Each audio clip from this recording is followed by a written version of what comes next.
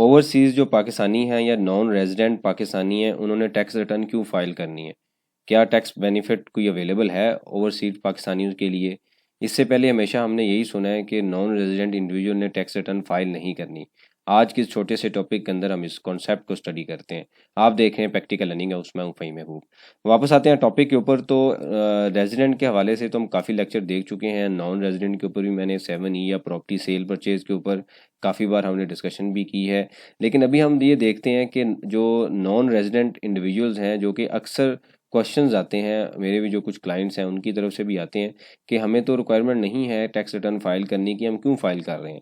तो कुछ टॉप 5 या 6 बेनिफिट्स हैं, उसको हम स्टडी करते हैं कि आपने क्यों फाइल करनी है और आपके लिए क्या लॉस होगा। देखिए, सबसे पहले कॉन्सेप्ट इंट्रोड्यूस किया गया है फाइलर और लेट फाइलर का।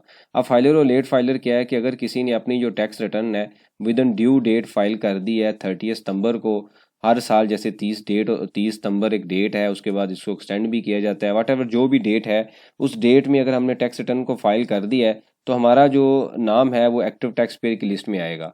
अगर हम इसको लेट फाइल करते हैं तो पहले वो नाम आता था नॉन फाइलर की लिस्ट में, मतलब ये फाइलर है या नॉन फाइलर, ये दो तरह की टर्म यूज़ होती थी। अब क्या हुआ है कि अब तीसरी एक टर्म भी इंट्रोड्यूस कर दी गई है, वो है लेट फाइलर की। ठीक है, तो अब लेट फाइलर क्या है? ये लेट फाइलर सिर्फ प्रॉपर्टी के केस में अभी उन्होंने इंट्रोड्यूस किया है, जो कि चांसेस यही हैं कि अगले बजट में हर जगह पे लेट फाइलर आ जाएगा। अब यहाँ पे क्या हो रहा है कि प्रॉपर्टी के केस में लोग फाइलर और नॉन फाइलर का बेनिफिट इस तरह लेते थे कि पहले टैक्स रिटर्न फाइल नहीं करते थे। अगर टैक्स रिटर्न फाइल नहीं करते तो परचेज के टाइम पे या सेल के टाइम पे लेट से 6% टैक्स था, उसको जब हम फाइल कर लेते हैं तो वो 3% आता है, मतलब आपको 100% सेविंग मिलती है। टेम्परेरी लोग टैक्स रिटर्न फाइल करते हैं, उसके बाद फाइल नहीं करते तो टैक्स का बेनिफिट ले लेते हैं। अब उन्होंने ये कहा कि अगर आप इमीडिएट टैक्स रिटर्न फाइल करते हैं तो आपका नाम लेट फाइलर में आएगा, और लेट फाइलर जो है उनके रेट डबल है। इसके अलावा एक और टर्म है इनएक्टिव की, यानी कि नॉन फाइलर की। नॉन फाइलर की जो टर्म है वो अभी भी उधर है, जो कि उनके रेट लेट फाइलर से भी ज़्यादा है। तो ये जो अभी टर्म यूज़ हुई है इस बजट में, पहली बार इंट्रोड्यूस की गई है, जो बजट 24-25 का आया है ये, लेकिन सिर्फ प्रॉपर्टी के केस में आया है। तो इस केस में अगर आपका अभी किसी भी वजह से पाकिस्तान में अपने आप को फाइलर आज करेंगे, प्रॉपर्टी नॉर्मली जो ओवरसीज़ हैं वो कोई यहाँ पे प्रॉपर्टी परचेज करते हैं, कोई घर परचेज करते हैं, कोई गाड़ी परचेज करते हैं, तो हर जगह पे टैक्स इन्वॉल्व है। तो अगर आप इस तरह प्रॉपर्टी के केस में आएंगे तो अब आपको कोई बेनिफिट नहीं होने वाला, आपको लेट फाइलर के रेट अप्लाई होंगे जो कि अच्छे खासी हाई रेट है। उसके बाद क्या आता है कि अगर आप कंटिन्यूसली अपने बैंक अकाउंट में, पाकिस्तानी बैंक अकाउंट में कोई पैसे भेज रहे हैं, तो अब बैंक जो है वो आप पे रिस्ट्रिक्शन लगा सकता है, वो पूछ सकता है आपके कि आपका नाम एक्टिव टैक्स पेयर में लिस्ट में नहीं है या आपका एनटीएन नहीं है, लिहाजा आप अपनी टैक्स रिटर्न फाइल करें। फिर भी आपको टैक्स रिटर्न फाइल करनी पड़ेगी। तो उसके बाद आता है प्रॉपर्टी सेल एंड परचेज। जैसे ऊपर आपने अभी बात की है कि जब प्रॉपर्टी सेल और परचेज की तरफ आप जाते हैं तो वहाँ पे आपके पास लेट फाइलर और फाइलर का कॉन्सेप्ट है, नॉन फाइलर का या इनएक्टिव का कॉन्सेप्ट भी अवेलेबल है। तो दो चीज़, पाकिस्तानी अगर कोई इंडिविजुअल है और टाइम पे रिटर्न फाइल कर रहा है, अगर वो एक जगह पे 3% टैक्स पे कर रहा है तो आपको या तो 6% देना पड़ेगा या 10% देना पड़ेगा। 3% वो रेट है फाइलर के लिए, 6% रेट है लेट फाइलर के लिए। और अगर किसी का एनटीएन ही नहीं है, फाइलर ही नहीं है, टैक्स रिटर्न फाइल नहीं की, तो उसके लिए जो रेट है वो 10% हो सकता है। तो ये जो बेनिफिट है वो लोकल जो टैक्स पेयर है, जो फाइलर होगा, वो तो एंजॉय करेगा, लेकिन आपके लिए अवेलेबल नहीं होगा। ये अच्छी खासी कॉस्ट बनती है, जो भी उस टाइम की डीसी रेट होता है या FMV fair market value rate है जिसके ऊपर हम रजिस्ट्री करवा रहे होते हैं, हमें टैक्स पे करना पड़ता है। तो ये आपके लिए कॉस्ट है। दूसरा जो सबसे बड़ा इशू है वो ये है कि ये जो टैक्सेस आप दे रहे होंगे, ये सारे का सारा एक्सपेंस है, इसको आप बाद में क्लेम भी नहीं कर सकते। आपकी चूंकि इनकम पाकिस्तान में अवेलेबल नहीं होती, तो अगर आपने लेट से 3% का टैक्स पे किया हुआ है, तो ये जो 3% का टैक्स है इसके बाद में आपको रिफंड मिल सकता है, जो कि थोड़ा मुश्किल टास्क होता है, लेकिन मल्टीपल फॉलोअप या काफ़ी स्ट्रॉन्ग फॉलोअप के बाद ये रिफंड जो है हमें मिल भी जाते हैं। या इन फ्यूचर अगर आपकी कोई इनकम आती है पाकिस्तान में, तो आप वो रिफंड इसके गेन जो पेड टैक्स है इसके गेन से एडजस्ट करवा सकते हैं। तो अगर आप रिटर्न फाइल नहीं करते, इस तरह का कोई एनटीएन नहीं लेते कि आप तो नॉन रेजिडेंट है, आपके ऊपर सारी चीज़ें अप्लाई नहीं होती, तो ये आपको बेनिफिट नहीं मिलने वाला। सारी की सारी जो वैल्यू होगी वो आपके लिए कॉस्ट का पार्ट बन जाएगी। इनडायरेक्टली आप ये कह सकते हैं अगर 100 रुपये का प्लाट है तो आपको वो 110 रुपये का मिलेगा आपकी कॉस्ट, तो फिर यही हुई ना जो भी आप पे कर रहे हैं। उसके बाद अगला पॉइंट क्या आता है कि डबल टैक्सेशन। अब डबल टैक्सेशन की बात अक्सर हम करते हैं, जैसे मैंने ऊपर भी बात की है कि अगर आप यहाँ से कोई लेट से कार परचेज करते हैं, व्हीकल परचेज करते हैं, और उस पर फॉर एग्जांपल 20% इनकम टैक्स है, तो आपको 40% इनकम टैक्स देना पड़ेगा, जो कि आपकी कॉस्ट है। मतलब हम वैसे तो 10% है या 5% है, जो भी टैक्स रेट होगा उसका डबल आपको देना पड़ेगा। और ये भी टैक्स आपके लिए एडजस्टेबल टैक्स होता है, आपकी टैक्स रिटर्न के अंदर ये रिफंडेबल की फॉर्म में कैरी होता रहता है अनटिल अनलेस आप इसको क्लेम या रिफंड नहीं लेते या इसको किसी और इनकम के अगेंस्ट एडजस्ट नहीं करते।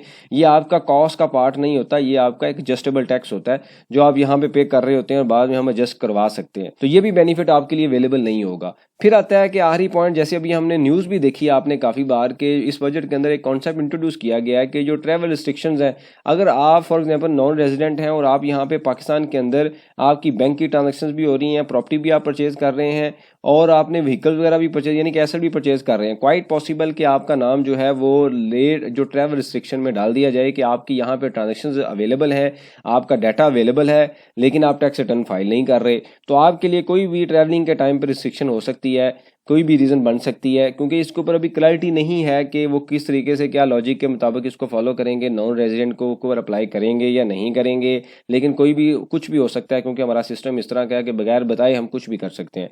तो इस वजह से ये 3-4 चीज़ें जो आपके लिए बड़ी ज़रूरी हैं।